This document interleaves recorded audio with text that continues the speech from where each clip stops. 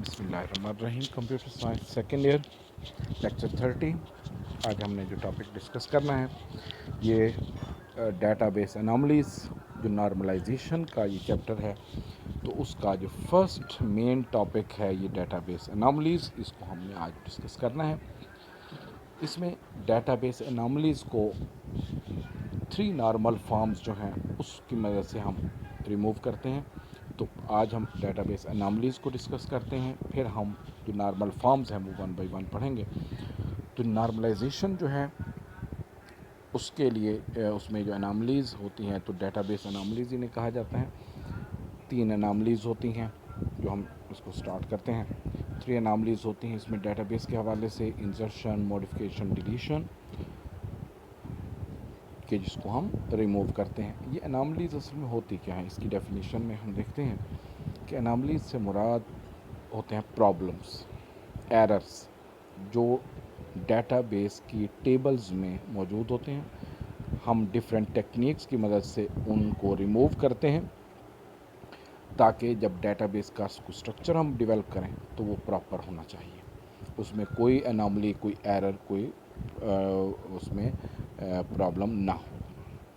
तो इसमें ये मुख्तलिफ 3 जो एनॉमलीज़ हैं, इंसर्शन, डिलीशन, मॉडिफिकेशन, ये उसमें मौजूद नहीं होनी चाहिए। अगर ये मौजूद हो तो उससे डाटा रिडंडेंसी हो सकती है, या इंफॉर्मेशन लॉस हो सकता है, या प्रॉपरली उसमें इंफॉर्मेशन जो है उसमें इनकन्सिस्टेंसी हो सकती है। तो ये मुख्तलिफ जो आगे हैं एनॉमलीज़ को हम डिस्कस करते हैं। तो पहले इसकी डेफिनेशन देख लें कि database anomalies are the problems in the relation that occur due to redundancy in the relation. जो डाटा रिडंडेंसी होती है वो अकर होती है, उसमें उसका प्रॉब्लम होता है रिलेशन में। These anomalies affect the process of inserting, deleting and modification data in the relation. Some important data may be lost if a relation is updated that contains database anomalies. It is important to remove these anomalies in order to perform different processing on the relation without any problem. कि हम ये ज़रूरी होता है कि हम यहाँ मतलब कि हम इन अनामलीज़ को रिमूव करें ताकि डेटाबेस का जो प्रोसेस है वो बग़ैर किसी प्रॉब्लम के उसमें हो, जो रिलेशंस हैं उसमें कोई प्रॉब्लम नहीं होना चाहिए, कोई एरर ना हो। ये 3 जो एनॉमलीज़ हैं, पहली उनमें से है इंसर्शन एनॉमली। इंसर्शन एनॉमली में ये होता है कि कोई फैक्ट या इंफॉर्मेशन आप ऐड करना चाहें तो वो डेटाबेस में ऐड ना हो सके, टेबल में ऐड ना हो सके हो। जैसे अगर ऐसी फील्ड जिस पर प्राइमरी की लगी होती है तो उसमें जब तक कोई या आपने पहले पढ़ रखा है कि primary key cannot contains a null value, तो प्राइमरी की में नल वैल्यू नहीं होती। अगर आप एक रिकॉर्ड ऐड करना चाहें कि जिसमें आप वो नल वैल्यू ऐड कर दें प्राइमरी की फील्ड में और बाकी फील्ड जो है उसमें आप वैल्यू पुट करें, तो वो डेटाबेस में स्टोर नहीं होगी। तो ये कौन सी अनामली होती है? इंसर्शन अनामली। कि आपने एक फैक्ट तो ऐड किया लेकिन दूसरा फैक्ट उसके साथ आप ऐड नहीं किया, तो वो इंसर्शन डाटा इंसर्ट नहीं हो सकेगा। The insertion anomaly occurs when a new record is inserted in the relation. In this anomaly, user cannot insert a fact about an entity until he has an additional fact about another entity. कि जिस तरह एक आप fact add कर रहे हैं लेकिन दूसरा फैक्ट जब तक वो कंपलसरी जो है वो उसमें नहीं है एंटिटी का। जैसे एम्प्लॉय आईडी है तो आप एम्प्लॉय आईडी पर अगर प्राइमरी की लगी हुई है तो आप एम्प्लॉय नेम दे रहे हैं, उसके जो डेजिग्नेशन है वो दे रहे हैं, सैलरी दे रहे हैं, लेकिन एम्प्लॉय आईडी नहीं दे रहे, तो उसमें वो एरर जनरेट कर देगा, वो डाटा स्टोर नहीं होगा। तो ये इंसर्शन एनॉमली होगी। सेकंड, इसमें इनको फिर आगे हमने एग्जांपल के साथ फिर डिस्कस करेंगे। सेकंड इसमें है डिलीशन एनॉमली, कि अगर एक फैक्ट आप रिमूव करना चाहते हैं तो उसके साथ दूसरा फैक्ट भी ऑटोमेटिकली रिमूव हो जाए, तो उसको हम डिलीशन एनॉमली कहेंगे। आप फैक्ट एक ख़त्म करना चाह रहे हैं लेकिन दूसरा भी साथ ही ख़त्म हो गया। Deletion anomaly occurs when a record is deleted the relation from relation. In this anomaly, the deletion of facts about an entity automatically deletes of another entity. कि एक फैक्ट को आपने ख़त्म किया लेकिन साथ ही दूसरा फैक्ट ऑटोमेटिकली रिमूव हो गया। जो आप रिमूव नहीं करना चाहते थे कि एक की इन्फॉर्मेशन आप ख़त्म करते हैं तो साथ में दूसरी इन्फॉर्मेशन भी ख़त्म हो गई। तो इसमें जैसे अगर आगे एग्जांपल में उसको टेबल की एग्जांपल में फिर हम देखेंगे कि कौन सा फैक्ट अगर हम रिमूव करते हैं तो साथ में दूसरी इन्फॉर्मेशन भी ख़त्म हो जाती है। जैसे कस्टमर की इन्फॉर्मेशन ख़त्म करते हैं, साथ में सेल्समैन की इन्फॉर्मेशन भी अगर एक ही रिकॉर्ड है तो वो भी साथ में रिमूव हो जाएगी, क्योंकि कंप्लीट रिकॉर्ड ऐड होता है और कंप्लीट रिकॉर्ड ही डिलीट होता है। थर्ड इसमें मॉडिफिकेशन अनॉमली है। मॉडिफिकेशन अनॉमली में कि अगर मल्टीपल रिकॉर्ड्स हैं, मोर देन वन रिकॉर्ड्स हैं सेम, तो उसमें अगर आप चेंजेस करते हैं तो वो तमाम रिकॉर्ड्स में आपको इन्फॉर्मेशन चेंज करनी होगी। या जैसे किसी पर्सन से रिलेटेड 2 रिकॉर्ड हैं, 10 रिकॉर्ड हैं, सेल्समैन का नाम है, तो अगर नाम चेंज करते हैं, पहले और नाम लिखा हुआ था, बाद में आप और नाम लिखते हैं, तो वो मल्टीपल रिकॉर्ड्स में चेंजेस करनी होंगी, वो एक रिकॉर्ड में चेंज नहीं होगा। एक रिकॉर्ड में अगर चेंज हो जाएगा तो वो बाकी डाटा इनकन्सिस्टेंट हो जाएगा। तो ये मॉडिफिकेशन अनॉमली के modification anomaly occurs when the record is updated in the relation in this anomaly the modification in the value of specific attribute requires modification in all records in which the values occur, कि उन तमाम records में modification करनी होगी जो जिस में वो सारी इन्फॉर्मेशन मौजूद हो। कि एक आदमी के 10 रिकॉर्ड, एक सेलमैन के 10 रिकॉर्ड हैं, 10 कस्टमर हैं, 10 रिकॉर्ड है, 10 दफ़ा उसका नाम रिपीट हो रहा है, तो अगर नाम में स्पेलिंग में आप चेंजेस करते हैं तो आपको उन 10 रिकॉर्ड में ही चेंजेस करनी पड़ेंगी। अब आगे हम इन्हीं 3 एनामलीज़ को टेबल्स में अगर हम देखते हैं कि वो किस तरह आकर होती हैं एग्जांपल के साथ, तो पहले इसमें आ जाती है इंसर्शन एनामली।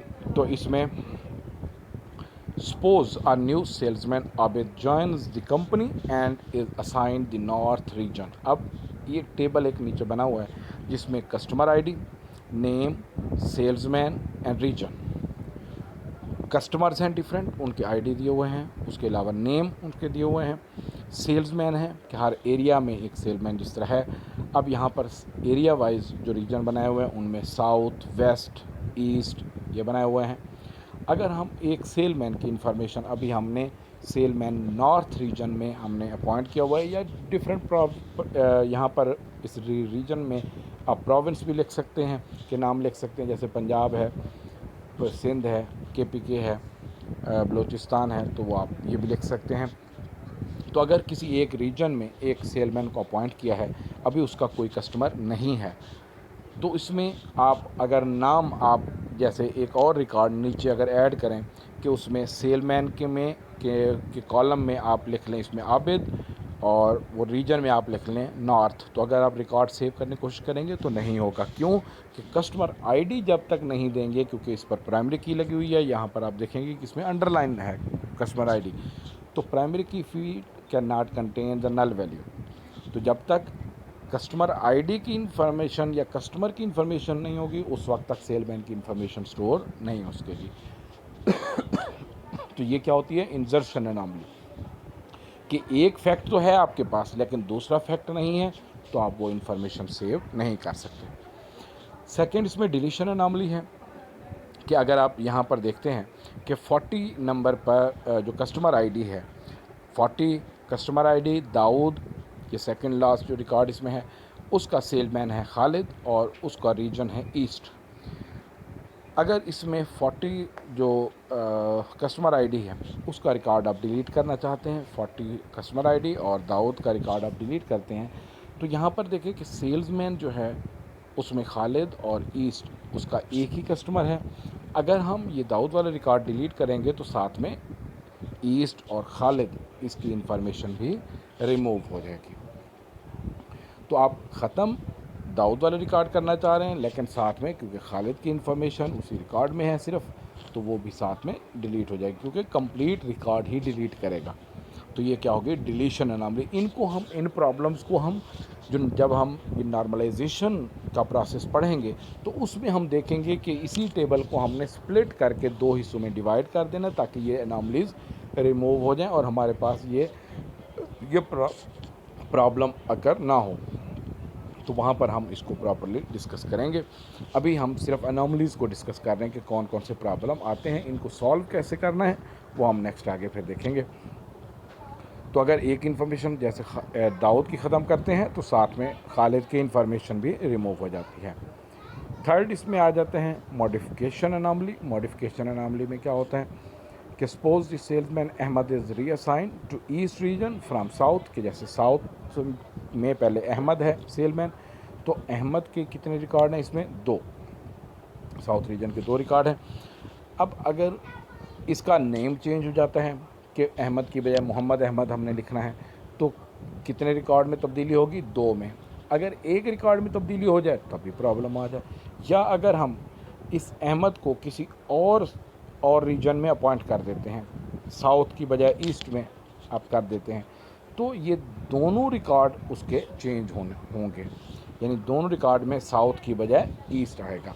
तो अगर एक रिकॉर्ड में चेंजेस हो गई, बाकी रिकॉर्ड में चेंजेस ना हो, तो वो डाटा क्या हो जाएगा? इनकंसिस्टेंट हो जाएगा, डाटा सही नहीं होगा। क्योंकि अगर जैसे नाम चेंज हो जाए या रीजन में अहमद ईस्ट में भी आ रहा है, अहमद साउथ में भी एक रिकॉर्ड रह गया, तो ये जो डेटाबेस है वो अज्यूम करेगी कि अहमद के नाम के 2 आदमी हैं, कि जो एक ईस्ट में है एक साउथ में है, तो इस वजह से डाटा इनकंसिस्टेंट होने के चांस होते हैं।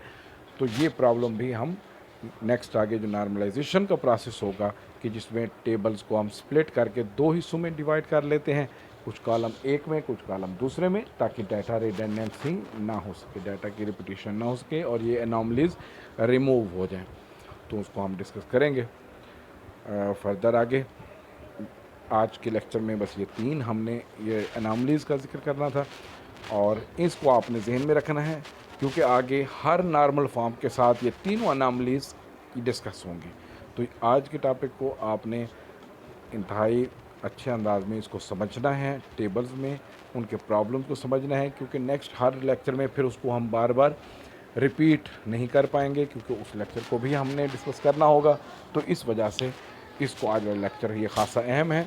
फर्दर तकरीबन आगे जो 3 नॉर्मल फॉर्म हैं, first normal form, second normal form, third normal form, उन तीनों नॉर्मल फॉर्म में भी ये तीनों अनामलीज डिस्कस होंगी।